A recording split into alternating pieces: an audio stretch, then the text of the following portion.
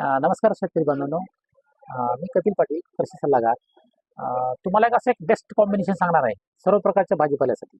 एकदम best combination आहे आणि प्युअर ऑर्गॅनिक आहे. खूप सुंदर रिझल्ट आहेत. खूप शेतकऱ्यांचं फीडबॅक चांगला आहे.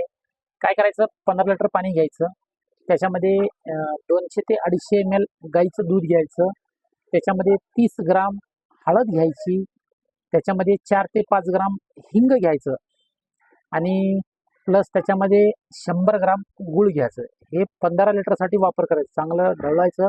सायंकाळी 5च्या दरम्यान फवारणी करायची. सर्व फळभाज्याला चालतंय.